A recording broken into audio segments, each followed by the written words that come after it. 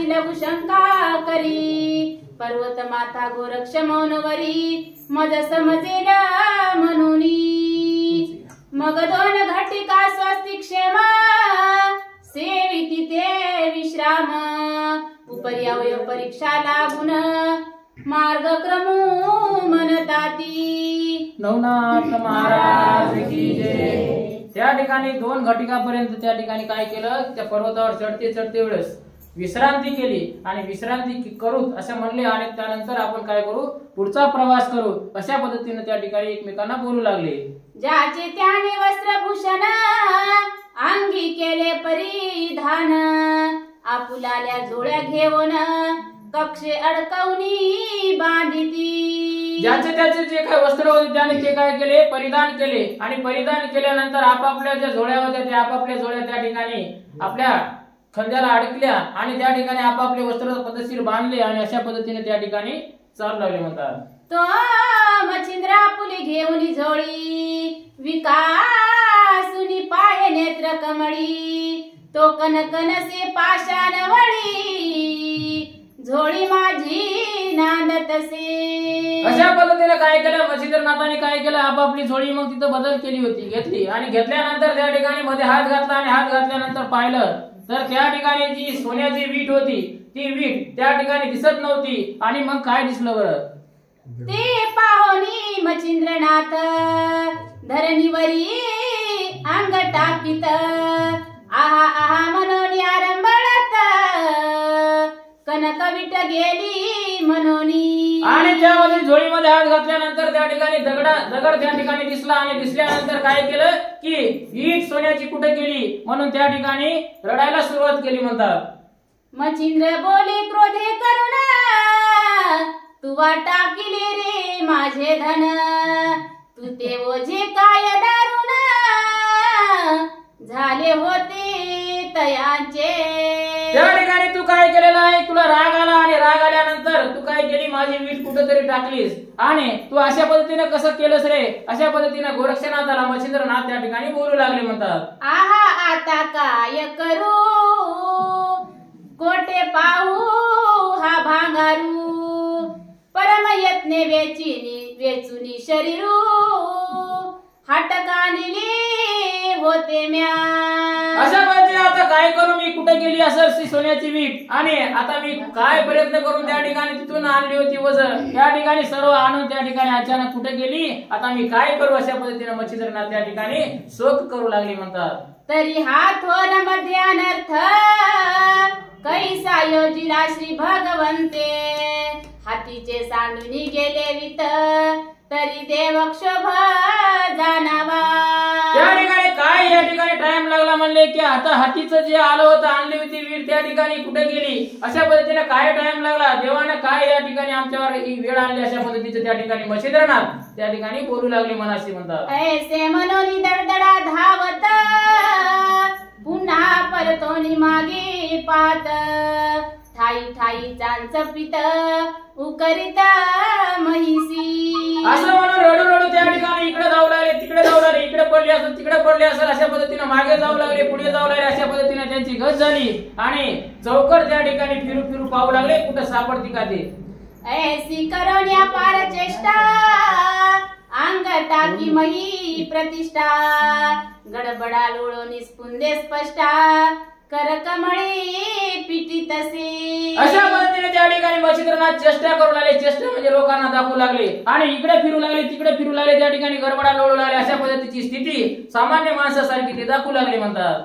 पुन्हा पुन्हा मयू करीत इकडे तिकडे पाषाण करीत माळावरती ठेवून हस्त कर्म बुडाले म्हणत असे। त्या ठिकाणी माती पुरलाले कुठे पुरून ठेवलेले आहे का, इकडे तिकडे बघू लागले, दगड काय दगडाच्या खाली आहे का बघू लागले मोठमोठ्याला, अशा पद्धतीने त्या ठिकाणी बघू लागले, त्या ठिकाणी पर्वताकडे त्या ठिकाणी त्या सुद्धा बघू लागले, अशा पद्धतीने त्यांची गत झाली होती म्हणतात। ऐसे मनोनी आक्रोश करीत दीर्घ स्वरे हंबरडा फोडित जीवास सोडू म्हणत कैसे केले देवाने. असं बोलू लागले आणि हंबरडा फोडू लागले आणि असं पद्धतीने म्हणू लागले की कसं केलं देवानं, अशा पद्धतीने आता मी जीव सोडू की काय, अशा पद्धतीचं त्या ठिकाणी जीव द्यायला सुद्धा मच्छिंद्रनाथ तयार झाले होते म्हणतात.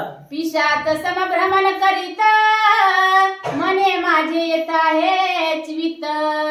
धावनी उकरामयीते कोणीतरी येवनिया. त्या ठिकाणी पुढची गोरक्षा पाशी शीघ्र येऊन म्हणे तू माझे न देशी धन. तू कोण कोणाचा येऊन पाळतीने मिरविसी. त्या ठिकाणी माझं धन दे, माझं धन त्या ठिकाणी कुठं लपवलंय, त्या ठिकाणी तू कोणाचा कोण त्या ठिकाणी आला, म्हणजे या ठिकाणी कुठं त्या ठिकाणी धन टाकलं. धनासाठी त्या ठिकाणी गोरक्ष आजवर आपला होता, आता परका व्हायला लागला म्हणतात. ऐसे अनओळखीने बोलत तेने हृदय चकला गोरक्षनाथ. मग मच्छिंद्राचा धरुनी हात पर्वतावरी नेतसे.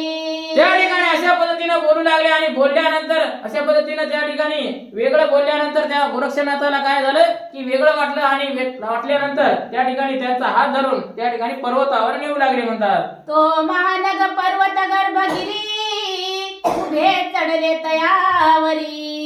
चढता लघु शंका करी पर्वत माथा गोरक्ष. अशा पद्धतीने त्या ठिकाणी दोघ जण काय झाले की गर्भगिरी पर्वत चढले आणि चढल्यानंतर त्या ठिकाणी पुन्हा काय झालं बघू. सिद्धी योग मंत्र जपोनी मंत्रधार कनक वर्णी.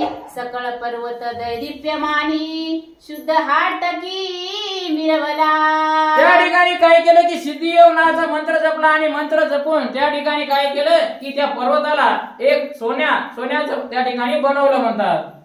मग श्री गुरुसी नमन करुण मने लागेल तितुके घेई जे सोने.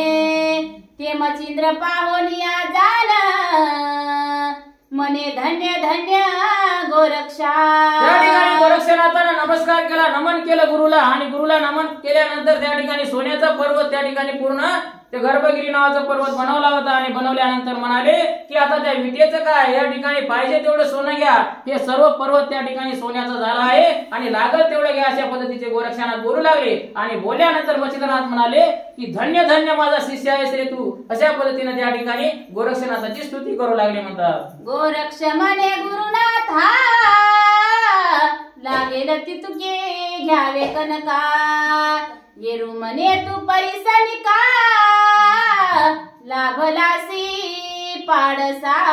त्या ठिकाणी गोरक्षनाथ म्हणू लागले की लागलं तेवढे सोनं घ्या गड्या म्हणले. असं म्हणल्यानंतर त्या ठिकाणी मच्छिंद्रनाथ म्हणाले की मला तू त्या ठिकाणी सोन्याला जसं परीस लावल्यानं म्हणजे लोखंडाचं सोनं होत आहे तशा पद्धतीने त्या ठिकाणी मला परीस त्या ठिकाणी भेटला गड्या, अशा पद्धतीने गोरक्षनाथाला बोलू लागले म्हणतात. मग हृदय धरुनी गोरक्षनाथ मने बाधन्य आहे सुत.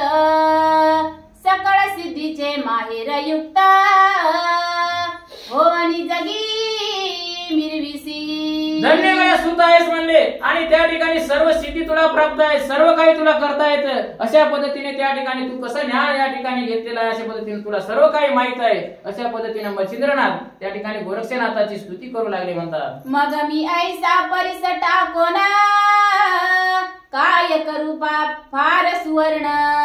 उत्तम निधनाला विसांडून वल्ली रसा का पहावे. त्या ठिकाणी मला काय करायचे सोनं, मला सोनं काय पाहिजे. तू सोन्याच्या वरच त्या ठिकाणी तू परीस आहेस, या ठिकाणी तू सर्वात मोठी माझी देणगी आहेस आणि अशा प्रकारे तुझ्या वाचून मला दुसरं काही पाहिजे नाही. अशा पद्धतीने त्या ठिकाणी मच्छिंद्रनाथ गोरक्षनाथाला बोलू लागले. हातीचा टाकोनी राजहंस व्यर्थ कवळ फोल वायस.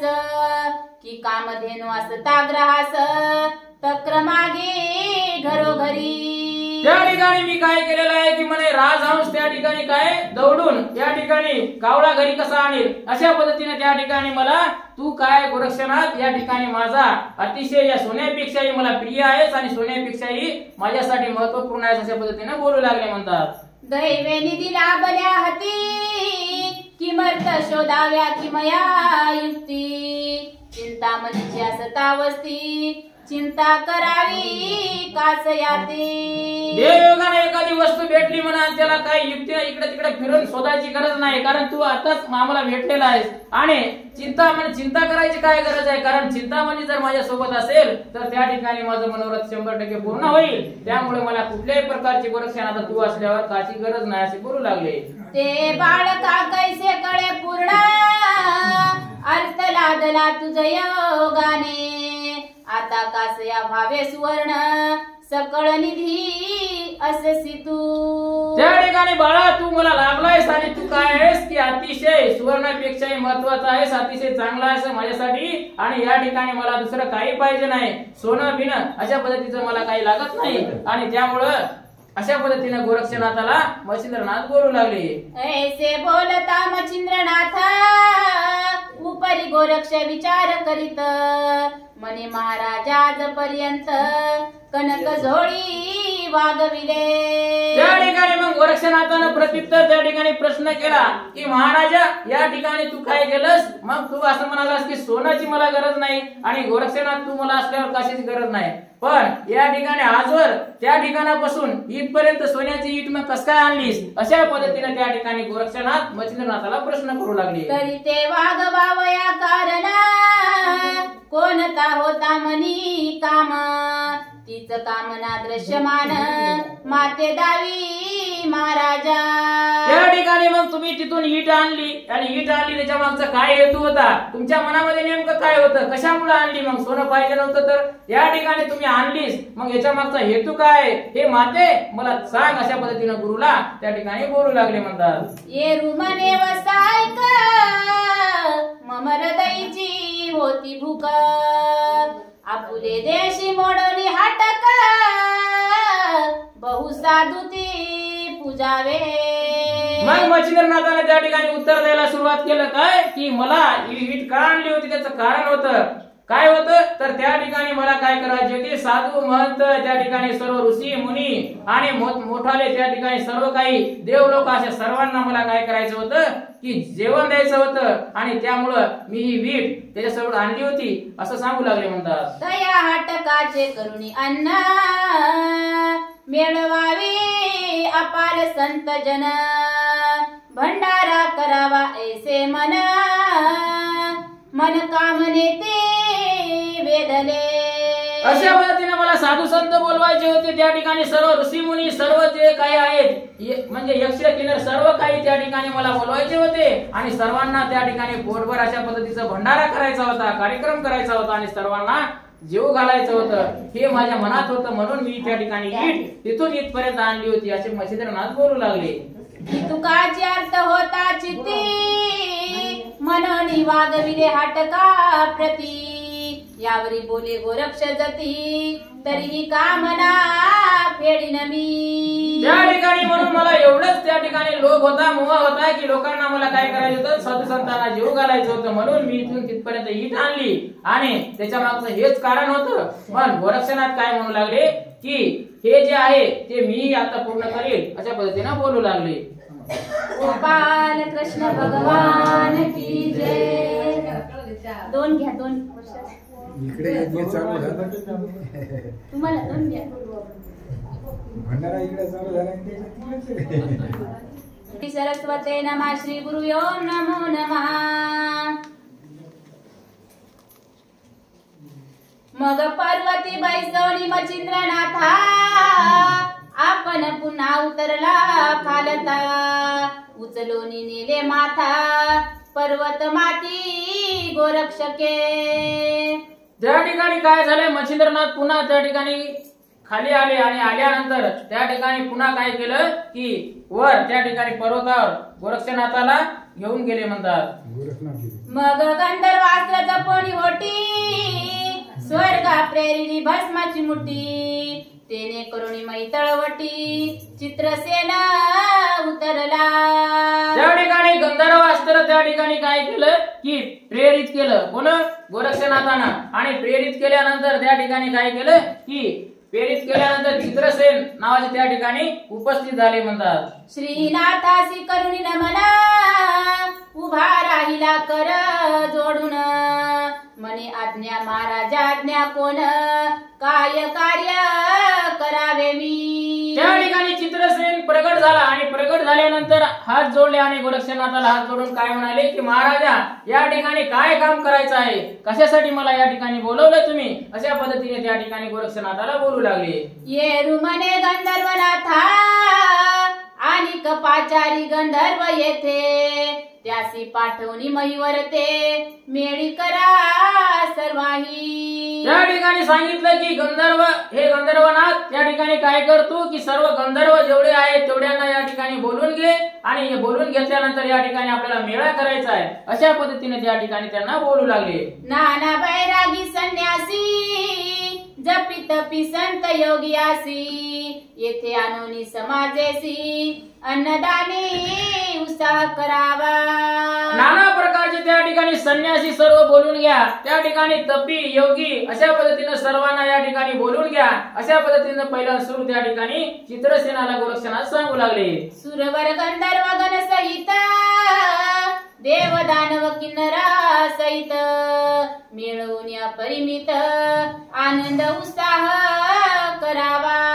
त्याच ठिकाणी सुरवर गण त्या ठिकाणी देव त्या अशा पद्धतीने सर्व जेवढे आहेत तेवढे त्या ठिकाणी काय करा त्यांना बोलवा आणि बोलवून या ठिकाणी मेळा आपल्याला करायचा आहे, त्या ठिकाणी बोलून घ्या, अशा पद्धतीने बोलू लागली. ऐसे सांगताची चित्रसेना ते, मग चित्रसेन पाचारी गंधर्वाते, एक शतत गंधर्व मयूर ते प्रगट झाले येवनी. त्या ठिकाणी काय झालं, गंधर्व सेन जे गंधर्वनाथ होते चित्रसेन त्यांनी काय केले, पूर्ण गंधर्व बोलून घेतले आणि बोलून घेतल्यानंतर 100च्या वर त्या ठिकाणी अशा पद्धतीनं गंधर्व त्या ठिकाणी आले आणि आल्यानंतर त्या ठिकाणी पुढे काय म्हणाले, मग त्या गंधर्वासी चित्रसेने सांगोनी संग वर्तमान, दाही दिशा प्रेरणा करुण प्रज्ञावंत आणि लेकी. त्या ठिकाणी अशा पद्धतीने गंधर्व बोलवले आणि बोलवल्यानंतर चित्रसेनाने काय केलं, त्या सर्वांना सांगितलं की दाई दिशेला त्या ठिकाणी जा आणि त्या ठिकाणी प्रज्ञावान अशा पद्धतीने ज्ञानी व्यक्ती संन्यासी सर्व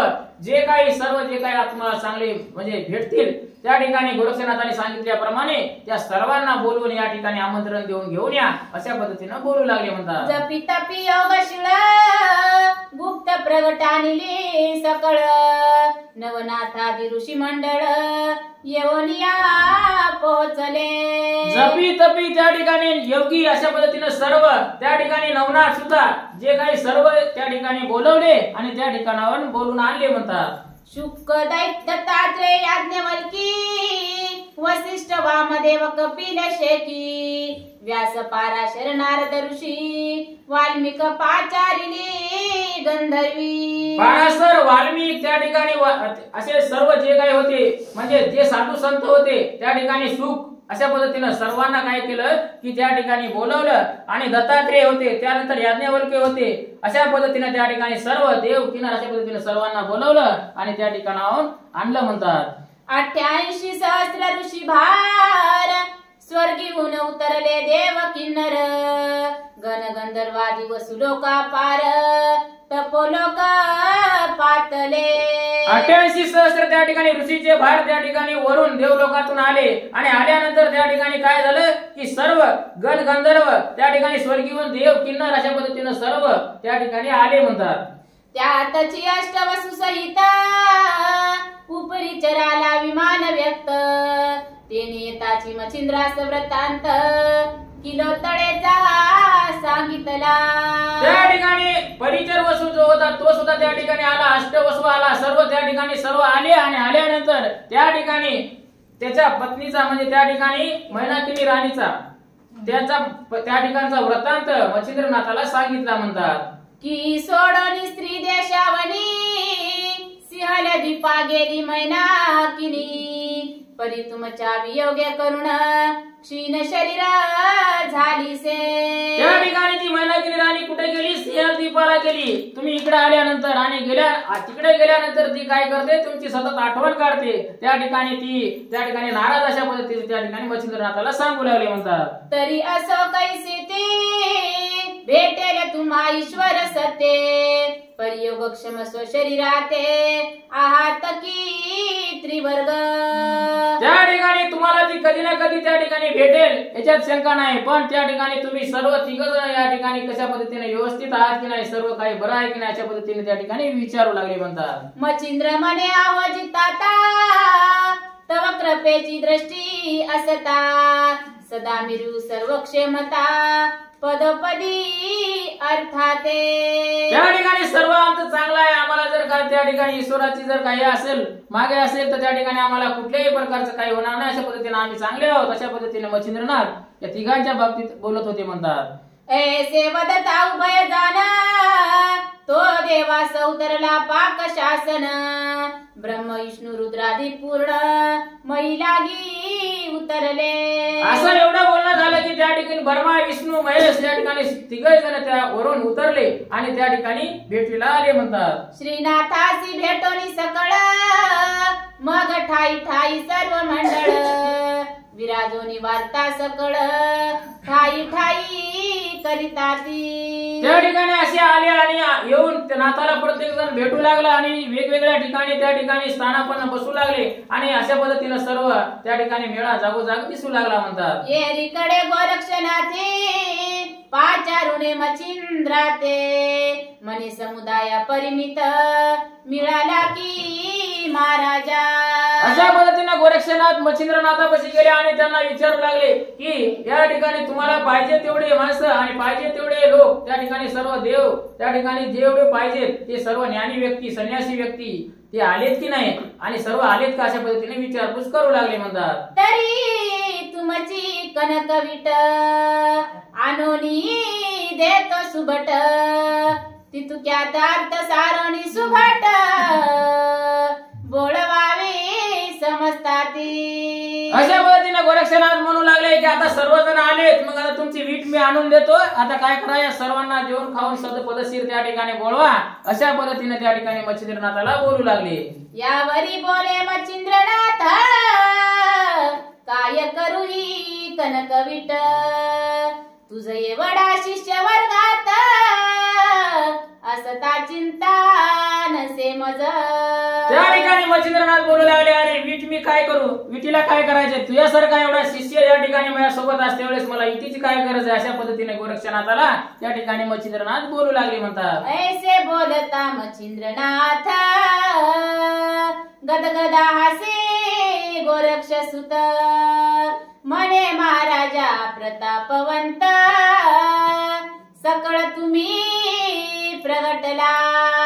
त्या ठिकाणी असं म्हणल्यानंतर गोरक्षनाथ हसू लागले आणि हसल्यानंतर म्हणाले महाराजा या ठिकाणी सर्व काही तुम्ही करते अर्ध्यात त्या ठिकाणी सगळं तुम्हीच प्रकट केलेलं आहे सर्व तुम्हाला करता येते उगाच माझी हे करायला अशा पद्धतीने त्या ठिकाणी हसू लागले म्हणतात. ऐसे बोलोनी वागुतरी माथा ठेवी चरणावरी म्हणे महाराजा स्वशरीरी स्वस्थापन असावे.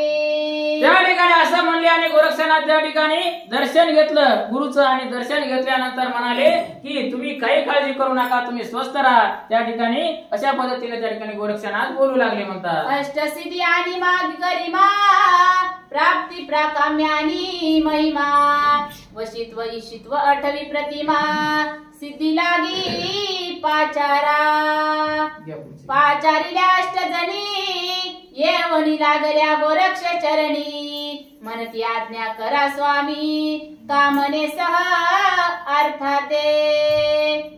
येरु मने व प्रिय भामिनी तृप्त करावे मंडळी लागुनी षडसान्न रुची करोनी संतुष्ट सर्व करावे.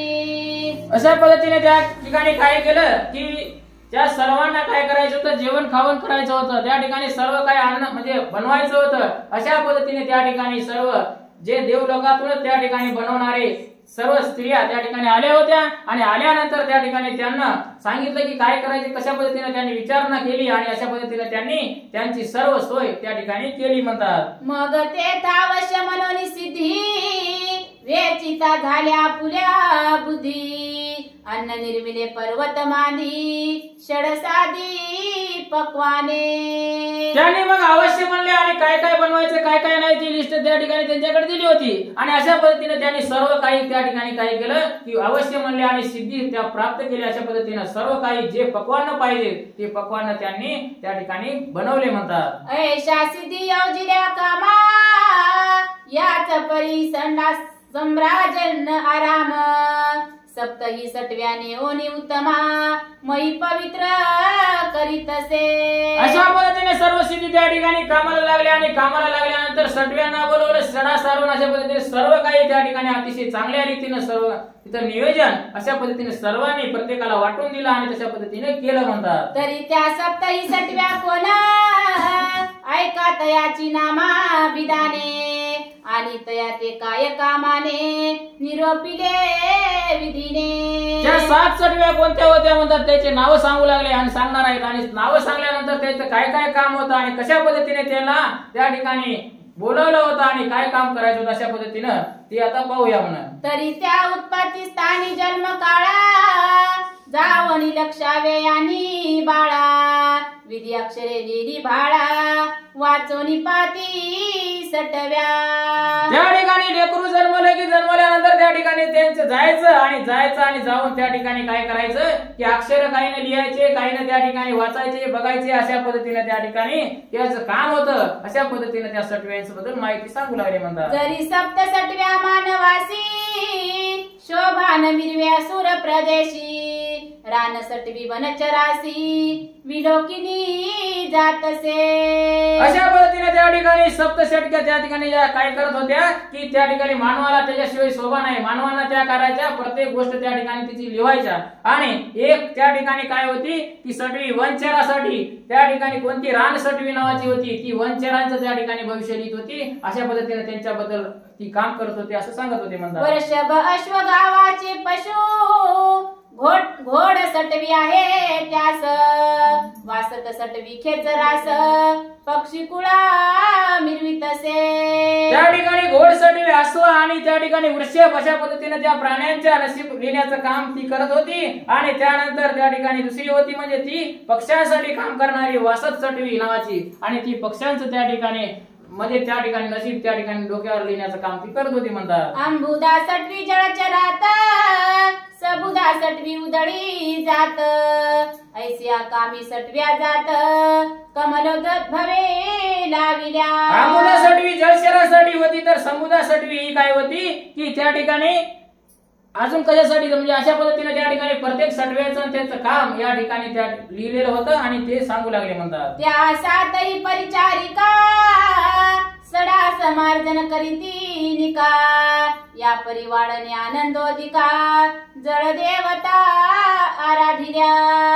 त्या ठिकाणी या सटव्या काय करू लागले की सडा मार्जन अशा पद्धतीने ते करत होते. आणि करत असते वेळेस त्या ठिकाणी जळ देवतेला काय केलं होतं की वाढण्यासाठी त्या ठिकाणी बोलवलं होतं म्हणतात. कुमारी धनदानंदा विमला लक्ष्मी विख्याता प्रबळ ज्ञान मंगळा नववी समर्थ देवता बाळा ह्या नवही वाढती सकळाती. त्या नवही त्या ठिकाणी काय करू लागल्या की जळ देवता सर्वांना काय करणे वाढायचं काम करू लागल्या.